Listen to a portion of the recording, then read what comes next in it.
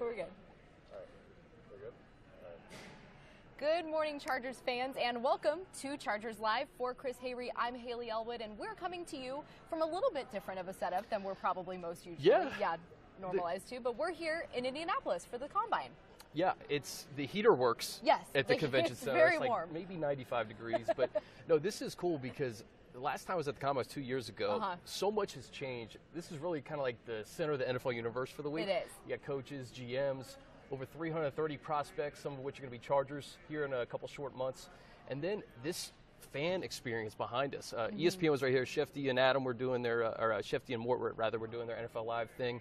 And then you have these stands here where people can actually watch the bench press. So it's pretty cool. It is super cool. The NFL's definitely gotten the fans more involved into the Combine over the last couple of years. But 100%. It's a very exciting week. So one thing that we're going to do today is we want your questions. We're going to answer some fan questions at the end, so be sure to send them into our Facebook platforms, Periscope, send them in. We'll get to those. But before we do, as we said, this week is super exciting. It's basically the precursor to the draft. It all starts here at the Combine. And it's a very, very important win in the draft process. It is. I think the Senior Bowl and some of these bowl games at the beginning of the year kind of kick off that evaluation process. I think for many of the GMs and the scouts here, a lot of the hay's in the barn in terms of the tape. The tape is the most important thing. But when you come to the Combine, I think coaches and executives all want to get on the same page here. The medical, that's the most important thing here. They want to check the medical of all these prospects. And then that all-important 15-minute interview. It can get kind of weird sometimes. I think a lot of odd questions. You hear prospects talk about coming out of these meetings like, wow, what did this team just ask me? I know. That was kind of one of the funny things. Ricky Henney wrote an article for Chargers.com on Dan Feeney's experience last year, and he talked about how he got asked some really weird things. He got asked about how long he could hold his breath. One team, I think, did a card trick or asked him to do a card trick. Why do you think they ask questions like that? I don't know. I mean, I think they want to see personality. I think they want to see how people think, how these prospects think and process information. And I think teams just have a unique way of doing that, certainly. I think so too. And I think, Dan, one of the things he said is that it's very competitive. They want to test your kind of competitive skill. One of the interesting things to me about the Combine is when you fly out here, sometimes you get prospects on your plane. And I had wide receiver Jordan Lasley from UCLA on my flight. Didn't sit by him, but heard him in earshot. And he was telling some people next to him how crazy this week is because he's been watching the Combine. And I looked it up. The Combine's been televised since 2004. So you think about these kids coming out of college now. They've grown up in this televised generation. Like 12, 13 years old when this thing was going on? Younger than that, actually. Younger than that because it's been going on for 14 years. But it's a very interesting thing for them to see it on TV but now actually be here because it's really exciting, but it's also a very tough week. It is a tough week, and really there's no shortage of storylines here. But I think it starts with the quarterbacks. And really the two guys in our backyard in Los Angeles, Josh Rosen and Sam Darnold. Sam Darnold is not going to throw at the Combine, but a lot of guys here. We talk about the guys from L.A., the last two Heisman Trophy winners, Lamar Jackson from Louisville, Baker Mayfield is here, and then Josh Allen, probably the most intriguing prospect because there's a lot of varying opinions about him. Got the strongest arm in the draft. I think Mike Mayock said the strongest since Jamarcus Russell. So hopefully better. Yeah, maybe. I'm hoping, or Allen's probably hoping that his career goes a little bit better than Russell's. But I'm intrigued by seeing all five of these guys, even though Darnold's not going to throw. How big of a deal is that? People are going to make it out to be a big deal, but I think when you're a top 5 pick and you want to stand on your tape, we've seen guys like Andrew Luck not throw, Sam Bradford and Matt Stafford not throw. So I don't think it's that big of a deal, but this is the week where you get kind of picked apart. Everybody wants to dissect everything. And I think for a guy like Darnold, you stand on your tape, you're going to have to throw in these private workouts with teams, and then you're going to have that controlled environment on March 21st, USC's Pro Day, where he's going to be able to throw and have receivers he knows and familiar with. So I don't think it's that big of a deal. Yeah, I mean, part of that, too, I was reading online, is that sometimes that can be a little more scripted. So really what is the most important in the private workouts with teams? I think the private workout's very important because you're actually going to the facility, you're meeting everybody, you're trying to kind of ingratiate yourself to the organization that hopefully, picks you. But I think here you really do want to make a good impression because I think this is the kind of the leaping off point for those private workouts. The ultimate job interview. It's the ultimate job interview, 100%. Which quarterback are you most looking forward to seeing this week? For me, it's Lamar Jackson. Michael Vick was on Move the Sticks with Daniel Jeremiah and Bucky Brooks last week. And he tweeted this earlier. He said that Lamar Jackson was 5 times better than he was in college, which may be a little bit of hyperbole, but like, I'm just very intrigued by what he did in his college career. Like over 9,000 passing yards, over 4,000 rushing yards, 6.3 yards per carry. He had 50 rushing touchdowns, Haley, in college. Crazy.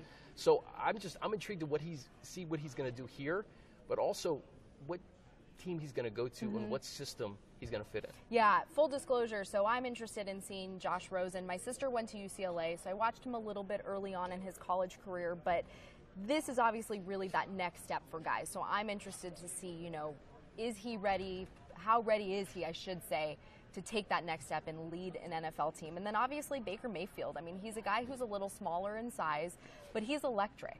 Yeah. And like what he kind of like what you were saying with Lamar Jackson, how can he fit into an offense? What can Baker Mayfield do in a pro team offense as well? Yeah, and I think he made a good impression in Mobile last month at the Senior Bowl. He didn't play much in the game. Yeah. The game really doesn't matter as much at the Senior Bowl, but he did all the things that you need to do during the week. He had a really good week of practice. It was fun seeing him and Josh Allen kind of go head-to-head.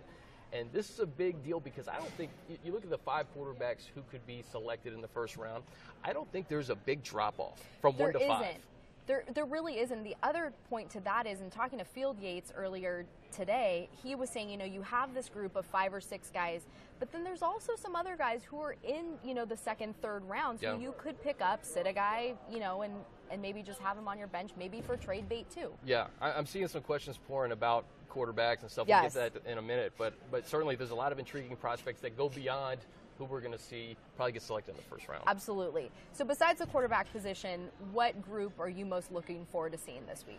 For me, it's the running backs. Yeah. The running back position is incredibly loaded this year. I think if this was any other year, Haley, you would see a lot of guys in the 1st, 2nd round. We're going to see really good players get drafted in the 3rd or 4th round. And I just look at the Super Bowl and kind of that blueprint that not only the Patriots have, but the Super Bowl champion Eagles had. You had 3 running backs, Clement, Jay Ajayi, and LeGarrette Blount. Then you had Rex Burkhead, James White, Deion Lewis with the Patriots. All a little different. All a little bit different. You know, make no mistake, we have a bell cow with Melvin Gordon. Austin Eckler had a fantastic year. But if you're able to get one of these guys in the 2nd, 3rd, 4th round, you could name off guys like Ronald Jones for speed. You got the power guys like Bo Scarborough, Kerryon Johnson from Auburn, Rashad Penny from San Diego State. I know a lot of people are familiar with, plays on special teams as well. So there's a lot of guys. You get it at a controlled cost to add to that backfield. Yeah, and I'm looking forward to seeing the interior D-line. I mean, you look at an array of these guys' names, from Vita Vea to Maurice Hurst to Daron Payne. These are guys who experts have mocked to the Chargers. We obviously don't know who the Bolts will take, but shoring up that defensive line a little bit. Obviously, your ends are good, but stopping the run, I think, is going to be a huge focal point for this defense this season, as good as it was in 2017. That was kind of a weak point. Yeah, those 3 guys you mentioned are all good. I think all 3 would look really good next to Bosa and Ingram. Absolutely. All right, you want to get to some fan questions? Yeah, let's do it. All right, let's see what we got here. Let's go here. I see a lot of quarterback stuff here. So yes. Okay, Aaron, is this the year we finally get our quarterback after our main man Rivers retires? Well, I don't know when Phillips going to retire, but I think that this is an intriguing year, Aaron. I really do, because if you don't get a guy in the 1st round, we're looking at guys like Mason Rudolph, who really couldn't do anything at the Senior Bowl. He did the interview process. I think he had a foot injury. He's going to be here. His stock could rise a little bit this year, this upcoming week. Then Kyle Laletta, this guy from Richmond, he was the CAA Player of the Year. He had an unbelievable Senior Bowl game. I think teams want to see what he can do compared to all these other guys that played in the FBS. Absolutely. So I just saw one from Michael that says kicker, kicker, kicker, which obviously a sore spot of the Bolts in 2017. Talking to Field Yates again, I mean, I don't know if you draft a kicker. You definitely don't go, too early on. I'm not sure really what the kind of game plan is there, but I definitely know, and speaking to Tom Telesco, that this is something, though, that needs to be addressed. It's not even a want, it's a need at this point to right the ship. Because you think about some of those games, a couple kicks could have gone a different way, and we're potentially talking about a different outcome. Yeah, Roberto Aguayo, who we signed to a futures deal, he was a 2nd-round pick a couple of years ago, and you hope he bounces back and can be a productive player in the NFL. A couple of guys to just keep your eye on this week. There's a few kickers that are here. This guy, Daniel Carlson from Auburn, he's also at the Senior Bowl. He's a 2nd-team All-American. Then there's this other kid, Eddie Pinheiro. He hasn't played a lot in college. Only 2 years at Florida. He was a 3rd-team All-American, made 94% of his field goals, and was 5 for 5 from 50 plus. That's huge. And that's something that I think teams are going to look at. Yes. If you can give us meaningful points when we're outside the red zone, you can kick 53-yard field goals. That's something that teams are going to look at today or this week. Yes. So someone I just saw it disappeared for a hot minute, but I did see it. They said, what round do you think the Chargers take a running back in? So do you think this, you got a guy like Austin Eckler who was undrafted last year and was able to provide very good value. But do you think, they have 7 picks, you take a back in one of those? I would, listen, this is just me talking, so don't take any stock in it. But yes. I think 3rd round, you could get a guy who's going to be probably an immediate contributor. Guys like Royce Freeman are going to be there. This guy Jalen Samuels, who is technically working out with the tight ends, but he can kind of do it all. There are so many guys. These SEC, these Georgia running backs, Sony Michel and Nick Chubb, I think they're going to go in the 2nd round. Kerryon Johnson from Auburn, Bo Scarborough from Alabama. So the list goes on and on. Yeah. I think Ronald Jones could be a day 1 pick, but if I'm the Chargers, I do strongly consider getting another running back just to be even more dimensional in the backfield. I can't believe Royce Freeman's actually draft eligible. I covered him briefly when he was in high school, and he was a brick house back then, yeah. And he's even bigger now. This is an interesting one. Do the Bolts go defense or offense in round 1? Well, let's see. You look at last year, right? Mike Williams went in the 1st round. Forrest Lamp went in the 2nd round, and Dan Feeney went in the 3rd round. So that was straight. Offense. I think Tom Telesco will tell you that, best player available when they selected 17. And we don't know if they're going to trade up, trade down. We really don't know yes. What's going to happen. But I think if you look at defense, Haley, you nailed it on the head. I had the 3 defensive linemen that I'm really intrigued to see run, especially Vita Vea. So Vita Vea is 6'5", 345 pounds. This guy, I talked to Rob Rang from NFL Draft Scout on the podcast last week. He's expected to run less than 5 seconds on the 40-yard dash. So insane to me. So he would outrun me by like a second. Yeah. You know what I mean? Yeah. So he's a beast. Maurice Hurst, a lot of production from Michigan. He would look really good next to Bosa and Ingram. And then Deron Payne, who is apparently a weightlifting machine. Yeah. I'm intrigued to see what he's going to put up here and how many reps yeah, he's we going can to go put watch up. it. Yeah, we could watch it. But I think those 3 for sure. And then Derwin James. Remember that name, Derwin James, because he had a lot of productivity at Florida State, was injured in 2016. So I think that's why the medical is so important here. Had a meniscus injury in 2016. Was still productive in 2017, but he's a guy who could play all over the field. He's another guy who some experts are mocking to the Chargers to help shore up that safety position. Obviously, cornerback, good, solid on this team, especially. You also have Jason Verrett coming back this year, but maybe getting a little help at safety. Trey Boston's a free agent. We don't know what's going to happen there, but that's big. Deron Payne, please. Yes. A lot of Deron Payne love. I like that. Apparently, he's a hot commodity. So this one, if Lamar Jackson falls to the 2nd round, or maybe any of these quarterbacks, who knows what happens on draft day, fall in 2nd round or later, do you just take him? Is there less risk there? I don't even know if there's much risk in the 1st round because I think his productivity speaks for itself. Now, you're eventually going to have to build an offense around him that suits what he does best. He can get out, he can make moves on the run. He's so electric. I think the one word you have with quarterbacks that are so electric and run is that you want them to take care of themselves. Yeah. And Lamar Jackson has played pretty much all of his games in college. So I think that shows that he can take care of himself outside the pocket. And just to have that dual threat, I tell you what, when Deshaun Watson was inserted into the lineup in Houston, just like that, things changed. And unfortunately, he got hurt. Yeah. But when you have electric players like that, you got to let them do their thing. And I think we're going to have varying opinions over the next couple of months, but Lamar Jackson's a guy that I would love to have on my team. What about the fact that when looking at this Chargers team and looking what happened in 2017, you had Mike Williams, obviously battled some injuries. Forrest Lamp didn't get to play. Is it almost like they get 2 first-round picks back? It's like a red shirt. Yeah. Forrest Lamp is, he didn't play at all this year. He got hurt in training camp. Mike Williams, unfortunately, got hurt in minicamp. Really couldn't get back in the swing of things. So you're getting 2 guys back, and then we'll see what we can do in the first 3 rounds this year. You have a lot of young talent. Yeah, absolutely. Yeah. Sorry. It's live. It's Facebook Live. We got Jason Levine here. It's getting kind of crazy in Indy. We did want to remind you guys that tomorrow, Tom Telesco and head coach Anthony Lynn will be speaking live.